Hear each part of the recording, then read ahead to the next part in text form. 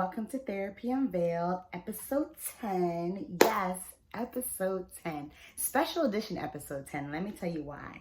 Because today I want to tell you about me and my story. I want to tell you about how I got here. And so that's what we're going to be discussing today. Remember, subscribe, like, comment below. If you feel like this video was insightful, it gave you some energy, it motivates you, inspired you. And I would love also just to hear your thoughts about what was discussed and just my story. So, again, for those that don't know, I am Natasha. I'm a licensed clinical social worker. And I was born and raised in New Jersey. Yes, Jersey girl, love the beach. Every summer, my family and I go to the beach. Seaside Heights, where you at? But I do live in Philadelphia and I work in Philadelphia. I opened my practice in February of 2021. And let me tell you, that was definitely not planned. That wasn't on my radar.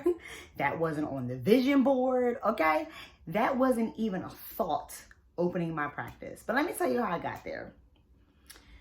So I am thinking about what I want to do next. My vision, my actual vision, let me tell you my actual vision. My actual vision from college on has always been, I'm going to get a job working in school as a school social worker, school counselor.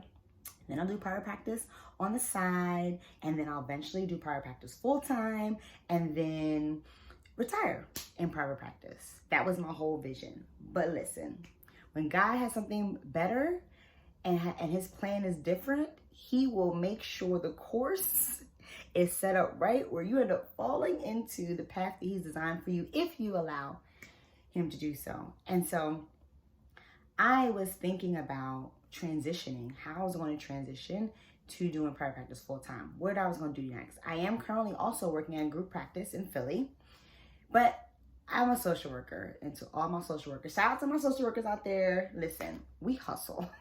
We don't ever work at one job. We never put all our eggs in one basket. We have our eggs in several baskets, making several coins in several places. And so I knew I was going to work at another practice. But then an idea came to mind, and it wasn't an idea. It was God. Okay, let's keep it real. It was God. It was like, wait a minute. Why am I about to give a percentage to another group on the work that I'm doing when I could be doing my own practice and taking 100%? And so, bam, that's where the idea came from. And now here I am. But let me tell you, that idea came at the end of December of 2019. I took a solo trip to St. Lucia, did a solo trip and, journaled and kind of get clear my thoughts on like what God is telling me to do regarding my next steps. And then I was like, okay, 2020, I'm going to use that time to like develop my practice and, put it all together. Yeah, no, I didn't do any of that. It wasn't until fall where I was like, yes, fall. Okay. Mind you, I did the trip, meditation, becoming one with everything in December. Not until fall of 2020, I was like, oh, wait, I need to get it together. I need to start thinking about how I'm putting this all together. And in December, I applied for my LLC, and bam, January is effective, and whoop, there it is. But it wasn't as simple. It wasn't this simple. My journey wasn't that simple. And the name of my business is part of my journey. Speak Life Transformation is the name of my practice. And the first time I ever heard of Speak Life was when I was at church and someone was singing a song called Speak Life. And I was like, wow, that song is so powerful. Like speaking things into existence. Trusting that God is going to make a way. And so even though I might not see it happening, even though it doesn't look like it's going to happen, I'm going to act as if it already is. I'm going to walk as if it's already done. I'm going to speak about it as if I'm already there. I was like, yo, that's so powerful. And it stuck with me to the point where I made it my business name. And I made it my business name because I wanted my practice to be that mission, to help people speak life in any of their goals, their aspirations, their expectations. I want to help people be able to activate their authority so they can level up in their confidence and their self-worth. And another reason why I've identified this is something that I want to help people with is because I saw and I see how this has helped me get to where I am now. My first job entering the field of social work post grad school, I went to Temple for my grad. Shout out to my TU alums. And I was excited, to be honest, because I got my dream job. Again, remember I told you my vision, become a school social worker, school counselor. And that's a hard position to get because these jobs, people don't retire all these jobs for years, right? But my first job was that, and I was super excited. And I was doing well. Like, I was getting good feedback from my students. I got good rapport from my students. My coworkers really appreciated my work, even my direct supervisor. But as a school counselor, I was also a leadership member, and I was part of the leadership team. And so I'll be at meetings with administration talking about issues regarding the school and how to improve in different areas. And my principal will always say, "You're not assertive enough. This is a leadership role and you're not utilizing your leadership. You know, you're the only mental health professional on our team and we want to hear more from you, and you're not, stepping up and giving your thoughts or ideas." And she didn't say that in particular. Now I know what she means. She wasn't specific like that. She just kept saying, "You're not assertive enough." And I could not understand for the life of me what she was talking about. I was talking to my direct supervisor. He's like, no, don't worry about it. You're doing great. But she would constantly give me that feedback and say it with disappointment. So I knew it was an issue, but I didn't know how to fix it. Again, this is my first job. I'm like 25, 26. And then a couple jobs later, I find my authority. I find my assertiveness. And I'm, again, a school social worker, a leadership member on the leadership team, at the table with leaders. And I would speak up and speak out to the point where at this job, the joke was how sassy I am. Because I would be the one to say, no, guys, that don't make no sense. Why are we doing that? Like, that's not helping the students. Or this is how we could do this better. Like, I was the one that would speak up or speak out. And I would let people know, like, what's right and what's wrong, and not be afraid to be assertive in that manner. I didn't get really negative pushback. It was just, they thought it was just, not funny, but they would recognize that Tasha's going to tell you. And because of that, I got stronger in my confidence, my self-worth, and recognizing my value within my profession grew, and my competency improved as well. And so I became more and more confident and competent in what I bring to the table, my value in my role, and just as a person too, not even just professionally, but personally as well. So I took this with me to my next job after that. And for the first 3 years, it was great. I was able to make effective change. I was able to develop policies and procedures. I was able to advocate for families to get their needs met. But year 4, let me tell you how year 4 started. Year 4 started with me asking God, am I comfortable? Am I sitting? Because I was going to leave year 5. That was my whole plan. I'm going to leave year 5 because that's when I was a founding member of this school, and the kids that I started kindergarten with, we started at the same time. They were leaving and graduating. And so I was like, I'm going to leave with them. But I was like, God, am I sitting? Am I comfortable? Like, should I be moving now, or should I wait and leave the next year? And I asked God, I said, just give me a sign, like, help me understand. What they say? You ask and you shall receive. Because let me tell you, God didn't show me one sign. He showed me several signs. Like, girl, it's time to pack up and go. And let me tell you, my year 4 was rough. Immediately, as the year started, there was stress. Stress that I've never felt years 1 through 3. And then all of a sudden, for the first time ever out of the 3 years, I'm getting feedback about my performance. But not my performance on my actual, task and my actual role, but silly stuff. And so that's when I realized, oh, they trying to get rid of me. They're trying to break me because I wouldn't fall in line. Again, I'm very assertive at this time. I'm very aware of my worth and my value. I'm very aware of my purpose and what I stand for. I'm very aware of my ethics as a social worker, and shout out to all my social workers out there. For those who don't know and don't really have a ethics board or committee, listen, social workers, we live and breathe by our ethics. And they constantly was challenging my ethics as a social worker. And I'm like, oh no, we don't do that. And so I often respectfully said, this is not right. And this is how we should be doing this instead. And they didn't like that.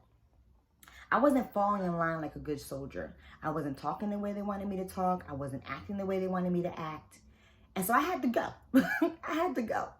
And so I recognized I had this target on my back. And I wasn't ready to go because I didn't have no plan. Like, again, I wasn't planning on leaving for like another year or so. So I had no plan of where I'm going. But I recognized, like, God is telling me, girl, it's time to go. And so I remember thinking out loud too, telling my coworkers, like, I don't know where I'm going, but I'm not staying here. I have no idea what direction I'm going, but I'm not staying here. And don't get it twisted. I was definitely scared and nervous. Oh my God, so where am I going exactly? God, what direction am I going in? I was definitely nervous, but I stood strong in my faith. I stood strong in who God created me to be, recognizing that I am the bomb.com. Like, I am a great licensed clinical social worker. I do my job well. I bring a lot to the table, and so I will find a job. That's not going to be a problem. But that's because I recognized who I was, and I had the authority. And because I was so confident in myself and in my role and my worth, I was able to help others figure that out too. Coworkers would ask me, like, oh, what should I do? How should I handle this? Or, you know, I could tell I'm under attack too, but I don't want to say anything. I know this is wrong, but I don't want to say anything. And I'll say, no, you got to say something. Stand up for yourself. Recognize your worth. And then this also didn't translate to me telling my clients the same thing. And so eventually, you know, this is happening, like I said, as early as fall. And so I started applying for jobs in January, get the job as early as January, and I leave in April. Won't he do it? Okay, won't he do it? Again, no plans, just trusting and believing in God and believing in the authority that he has given me, that no one can come against me when I got God. No weapon formed against me shall prosper. What? And so I recognize how so many people are struggling with that. I have clients that come to me for all different situations, all different obstacles and issues. And there's always a common thread that I noticed.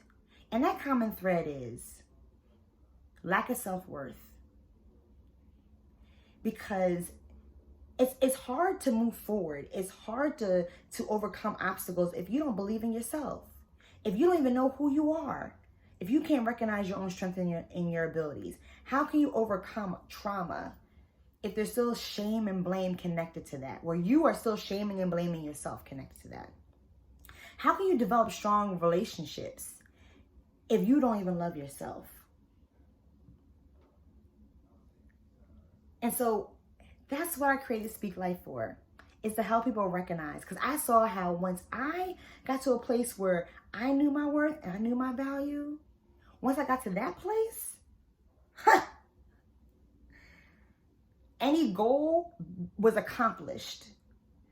There were no dreamy dreams. If you look at my social media page, at @SpeakLife_SLT, you'll notice a post I posted a while ago about dreams stay dreamy when they're only wished upon. And what that means is that dreams are amazing, right? They have us thinking so big, but they can't become reality if you just wishing that it could happen. I sure wish I had this. Or I sure wish I had that. Until you start activating your authority and walking in and saying, I will be this. I am that. This will happen. And then start taking the steps that are needed to make it happen, the dream is just going to be dreamy. so I'm developing a course and I'm launching it in July. This is breaking news, breaking news, breaking news. Okay, breaking news. I am launching a course. The release date is July 8th. I'm speaking this out loud, y'all, because I need an accountability partner. So if the devil tries to put some fear in me, y'all like, Tasha, speak life, walk in that. And it's going to be for 8 individuals who are determined to learn how to activate their authority and level up their confidence and self-worth. And so if that is you, or if you know someone that it is, and they would love to be a part of this journey, then you can contact me at speaklifetransformation.com, www.speaklifetransformation.com. On the homepage, click Contact Natasha. Send me an email and say, yes, I heard you talking about this course. I want to be a part of it. I'm in. Tell me more. And we can plan and schedule a consultation. I'm also doing a girls group. For those who follow me, you already know that I'm doing a girls group. That's also being launched in June. Let me tell you, summer is going to pour. And that's on my quarterly vision board. My quarterly vision board, I do quarterly vision boards. And one of the messages says, this summer it will pour. This summer it will pour. And let me tell you, this summer it will pour. It's going to pour opportunities. It's going to pour blessings. It's going to pour coins. Okay? So I'm just excited. And so GLAM, which is the girls group, is similar to the course. It's helping teen girls activate their authority, recognize their worth, recognize their value, help them learn how to regulate their emotions so they can be confident in dealing with any situation that they face. And so I'm excited, y'all. I am super excited. And I am just blessed to be here to be able to help people be who God created them to be. Help people see their worth, see their value, and just be great. It's time to be great, y'all. It is time to be great. And so, again, you can reach me on Instagram at speaklife_SLT, at Facebook at Living Speak Life, YouTube, check out my YouTube channel, Speak Life Transformation, and my website, www.speaklifetransformation.com. All these platforms, you can either comment, you can either send an email, you can DM me, message me. Listen, there's no reason why you can't get in contact with me. But thank you for listening to my story. I hope this inspires someone to just get up and go. That's also my word for my vision board, because you have the word of the day. I have the word of the quarter, and it's go. It's go time, y'all. It's time to get moving. It's time to just go. Don't stop. Don't look back. Just keep moving, because big things are coming. There's no time to rest. We just gotta go. And so I'm here to help. I'm here to help you get going. I'm here to help you activate your authority. I'm here to help you level up. And so until I see you guys again, which will be next week, and it'll be our regular therapy unveiled, I think I'm going to talk about boundaries. Haven't decided yet. But if you think that boundaries would be a great one, then hit me up and say, yes, talk about boundaries. I want to be part of that discussion, or I want to hear more about that. Or something specific about boundaries, let me know. Or if there's any other topics that you would love for me to discuss on Therapy Unveiled, please let me know. So until I see you guys again, make sure, as always, you speak life, be bold, and be safe.